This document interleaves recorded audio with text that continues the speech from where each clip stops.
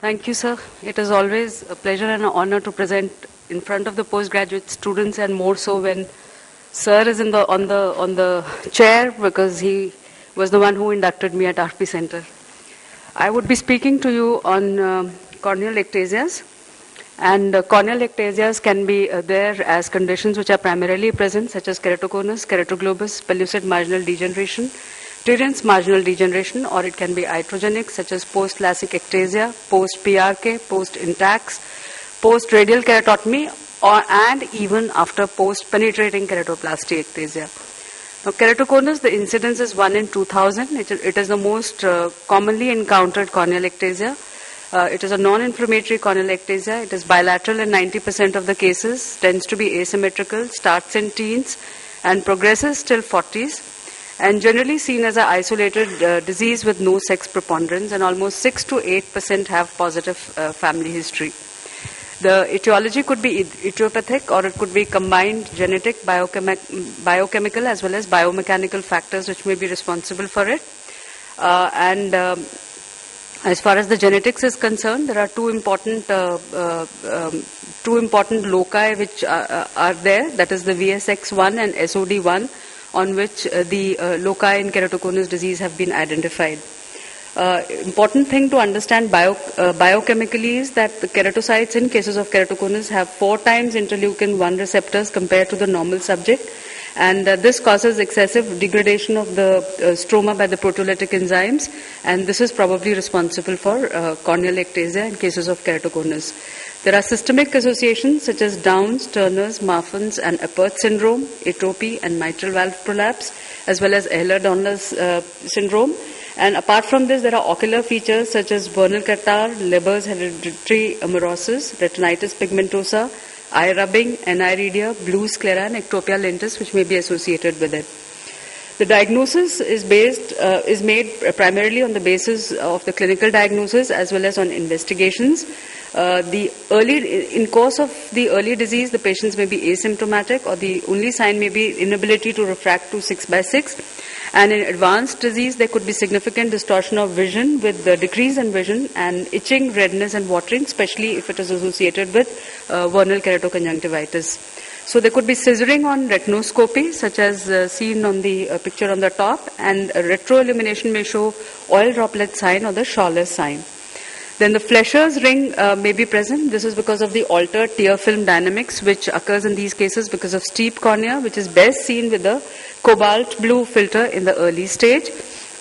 And there could be prominent corneal nerves, again also which become prominent due to excessive stretching of the cornea, which tends to be elastic in these cases. Then there could be Vogt stria, which are classically seen as vertical stressed lines. They are present in the deep or the posterior stroma, and again are related to the steepening of the cornea. So the steeper the cornea is, the more prominent would be the Vogt stria. And in advanced cases, you can have these signs such as the Rizzuti phenomena. That is, once you shine the torch of light from the temporal side on the nasal aspect, it will show as a very clear reflex, and as well as the Munson sign, where there is V-shaped deformation of the lower lid as you ask the patient to look down. Apart from this, there could be severe thinning or corneal scarring, such as seen in this case, and the anterior chamber appears to be very deep because of the excessive steepening of the cornea. The differential diagnosis of a case of keratoconus is pellucid marginal degeneration, which may be bilateral, and it tends to be asymmetric. Important thing is that there is an area of 1 to 2 millimeters which is present inferiorly, which is normal, and just above this is the area of thinning, peripheral band of thinning, so that the corneal protrusion is most marked above the area of thinning at 4 and 8 o'clock position. And the central cornea may be normal, and on a video keratography you see classic butterfly pattern or against the rule astigmatism. The keratoglobus is another entity which has to be which also causes corneal ectasia, and usually present from birth is autosomal recessive. It is bilateral, tends to be progressive, and the cornea is globular in shape, and the entire cornea in its 360 degrees circumferentially is thinned out, which is most marked at the limbus. and often it is associated, may be associated with a blue sclera and other systemic feature, and it is prone to corneal rupture from even minimal trauma. This is one case of excessive keratoglobus, both the eyes. Notice again that the anterior chamber is quite deep and the cornea looks absolutely globular in shape. We have talked about the differences in these three entities as we discussed by. And one important degeneration rather that I would like to discuss here is Stieren's marginal degeneration, which tends to occur in older individuals. It may affect both superior and inferior cornea. And the differentiating feature from the primary ectasias is that it is accompanied by lipid deposition, as you see here, the whitish lipid deposition, as well as the vascularization. In any of these corneal ectasias, because of excessive stretching of the cornea, especially the Descemet's membrane, there can be what is known as a situation called as acute corneal hydrops. And the clinical features of this would be that this generally occurs in advanced cases of corneal ectasias. There's sudden onset of pain, diminution of vision. The patient has conjunctival injections as seen here, and there is corneal edema. And the pathogenesis behind this is as demonstrated in the anterior segment OCT pictures.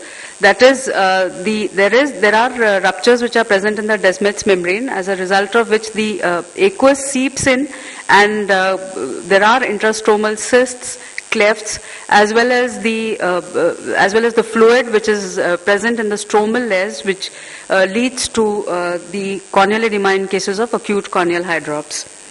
The medical therapy consists of patching, hypertonic saline, topical steroids, use of cycloplegic agents, and anti-glaucoma medications if required. And the surgical therapy consists of use of intracameral air, SF6 gas, or even C3F8, so that it tamponates the Descemet's membrane which is ruptured and causes the sealing. So with the use of these intracameral air, SF6 and C3F8, the only advantage is that you have early closure of these defects in the Descemet's membrane due to acute hydrops. And of course, eventually you may have to do penetrating keratoplasty in these cases. Sometimes the contact lens fitting, it becomes better after the resolution of the hydrops because of the presence of the scar.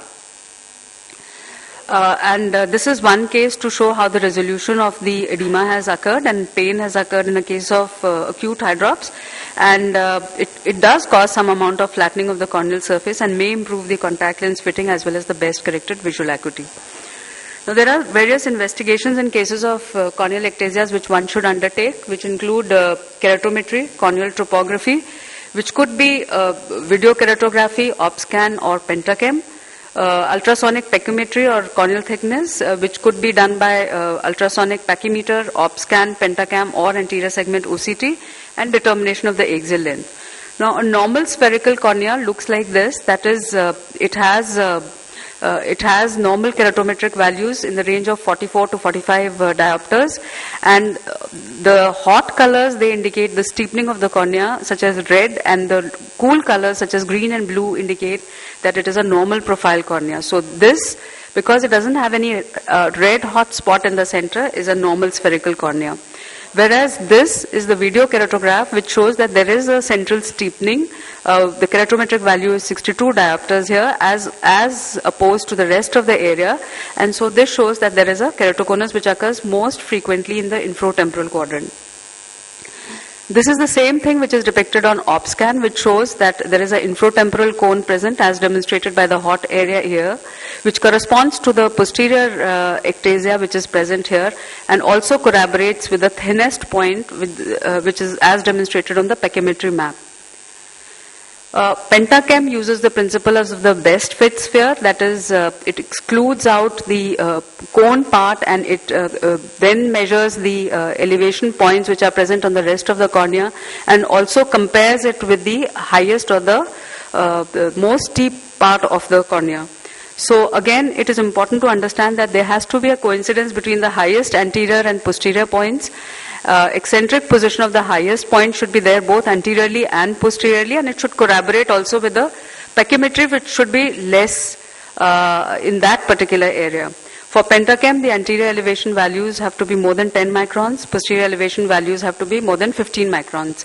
In OPSCAN, these values are little higher. So when there's a red on red such as this, you have a map, a front elevation which is increased, a red here. Then you have corneal thickness which is decreased. Then you have the curvature which is again increased, a red here. And this corroborates on all these maps similarly. That means that there is presence of corneal ectasia at that point. But if there is a red on blue such as here, that means only the corneal thickness is decreased, but rest of the areas appear to be normal, then this is not an ectasia. Again, in cases of pellucid marginal degeneration, if you see at the extreme periphery, the cornea appears to be normal, but just 1 to 2 millimeters beyond this, the cornea appears to be thinner, and this corroborates with the steepened part of the cornea as seen on the pentachem. So this is pellucid marginal degeneration. In cases of keratoglobus, there would be steepening which would be present all around, as well as corneal thinning. Notice that the corneal thickness here is 290, 259, 308 and 200. So there will be corneal thinning all around circumferentially. Now the keratoconus can be classified depending on the morphology, the disease evolution, ocular signs, index-based systems and the combinations. And for the contact lens fitting, if the cone is less than 5 millimeters, such as a nipple cone, the contact lens correction is easy. If it is oval, more than 5 millimeters, then it is difficult. And if it is globus, such as this, then the contact lens fitting is very difficult. Again, based on the curvature, it could be mild, moderate, advanced or severe, less than 45, 45 to 52, more than 52 and more than 62 diopters. And this is the classification that we all generally follow, the Amsler-Krumish classification based on the amount of myopia or astigmatism that is present, on the curvature that is there and the presence of or the absence of the Vogt stria as well as the corneal opacities. You classify them into various stages ranging from stage 1, 2, 3 and 4. And these are more index-based system for keratoconic detection, more for research purposes rather than for clinical classification. A word about this, because this is slightly important. This is the MEI criteria that we follow at our center to rule out keratoconus suspect, especially in cases of LASIK patients. And here we take into account the keratometry of both the eyes, the right and the left eye, and we grade them if it is less than 1.9 or more than 1.9 according to the various scores. Then we also take the inferior superior asymmetry as well as any other evidence of any clinical features that may be present or corneal hydrops that may be present in the other eye.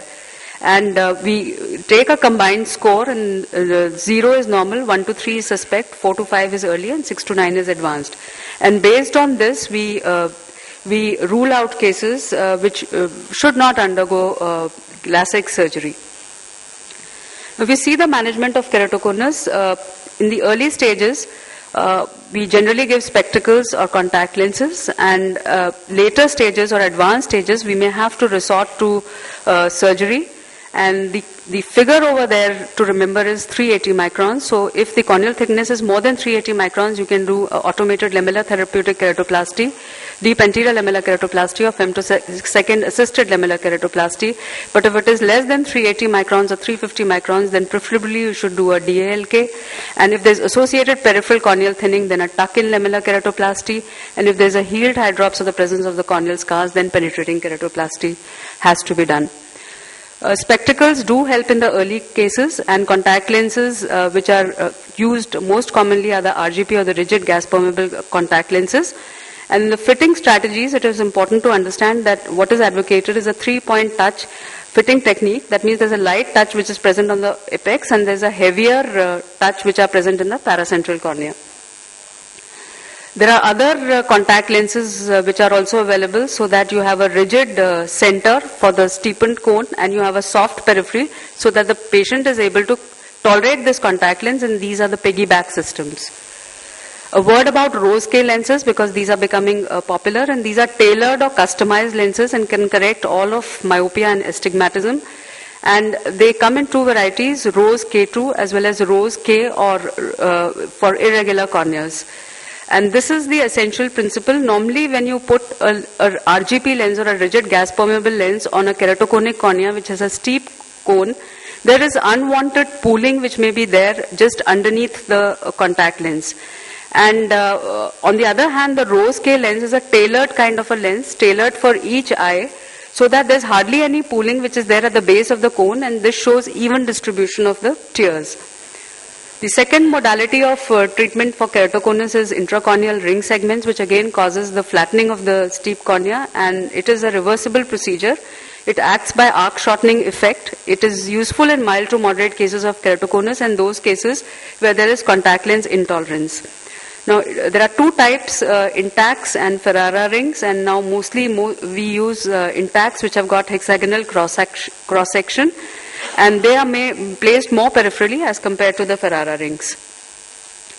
This is to demonstrate the arc shortening effect. That is, if there's a steep cornea such as this present here, and you put these intracorneal ring segments in the cornea, then there's flattening of the cone which was there previously, and this flattening is directly proportional to the thickness of the implant that has been used and inversely proportional to its diameter.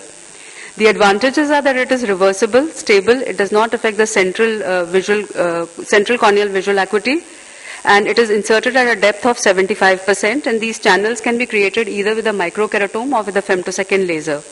The limitation is extrusion such as this, then there can be infection, there can be whitish deposits in the place where the channels have been placed, and it can also be combined with other procedures. Now this is to demonstrate the Intacs, the center of the cornea is marked first, and this is followed by the placement of the microkeratome, which comes specially designed for this. This is the diamond knife wherein the true pockets are made here, and this is followed by the placement of the microkeratome for the intracorneal ring segments, which actually creates channels on both the sides.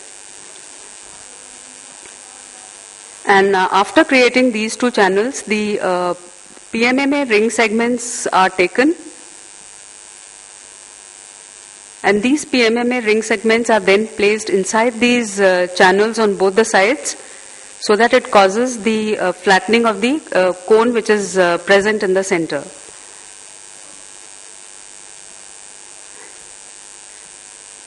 So the central part of the cornea, it becomes flattened.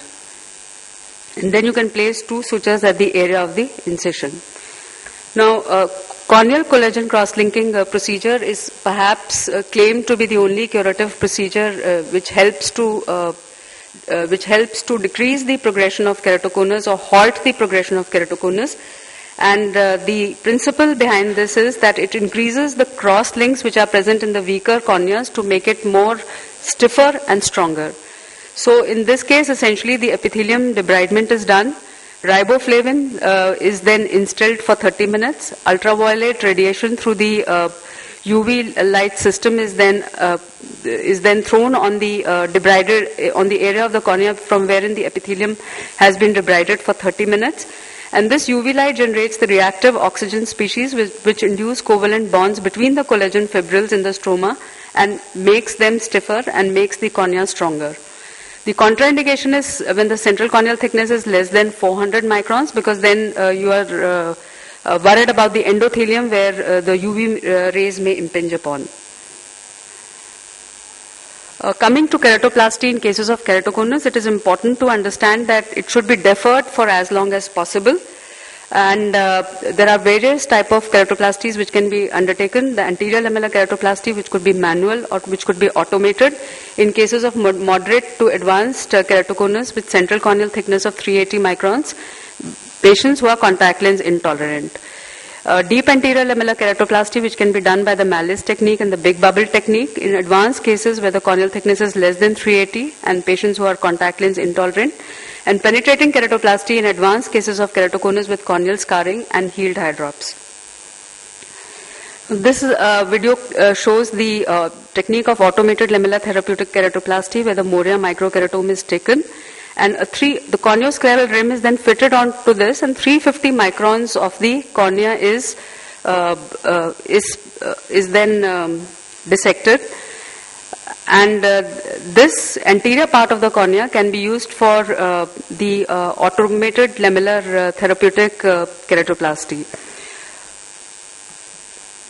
This is a keratoconic cornea, and just like as you would do in a case of microkeratome LASIK, the anterior part that is the anterior 250 microns of the recipient bed of the keratoconic cornea is cut with the help of the microkeratome, and the anterior lamellar lenticule, which had been taken, is then sutured onto the host, and preferably tight sutures applied onto the keratoconic cornea so that the steepening of the cone occurs. Flattening of the cone occurs. This is the second technique, that is the Mallis technique. And in this Mallis technique, the air bubble is instilled inside the anterior chamber. A 400 micron groove is made at the limbus, and lamellar dissection is then done from limbus to limbus. Having done this, the viscoelastic is then injected into this interface which has been created, which is such that 400 microns of the cornea is above this and 100 microns of the cornea is below it. This is then sutured with the help of 10-0 monofilament nylon sutures, and this is followed by trephination, so that just above the viscoelastic cushion the trephination is done, and the 400 microns of the cornea is then excised with the help of the corneal scissors. Donor cornea is then taken, from which the Descemet's membrane has been removed, and this is then sutured onto the recipient bed with 10-0 monofilament nylon sutures. And we do reach up to the level of the near Descemet's membrane, but may not reach up to the level of the exact Descemet's membrane. Apart from this, deep anterior lamellar keratoplasty can also be done by the big bubble technique and by the double bubble technique that I'll show in the next presentation. And these are the results of deep anterior lamellar keratoplasty in cases of keratoconus. 2 cases of keratoconus wherein DALK was done. And finally, you may have to do a penetrating keratoplasty, especially in cases of healed hydrops. The graft host disparity, some people take same size and others take 0.25 to 0.5 millimeters graft host disparity. Important thing in cases of keratoconus is that there may be some amount of disparity in the thinning because of the disparate corneal thickness of the donor as well as the recipient. Coming to keratoglobus, the management options are contact lenses, which in early cases you may give, but you may have to resort to different kind of keratoplasty, that is tectonic large lamellar keratoplasty followed by a central penetrating keratoplasty or tuck-it-in lamellar keratoplasty. We devised this technique of tuck-in lamellar keratoplasty because it was a single stage procedure and it avoided the stem cells as well. Then pellucid marginal degeneration, again early cases, contact lens fitting, especially the rose scale lenses or the scleral contact lenses may help.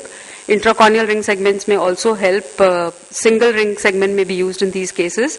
Some people even do wedge resection such as this. Then lamellar crescentic resection can be done, lamellar keratoplasty can be done. Tuck-in keratoplasty is what we do at our center.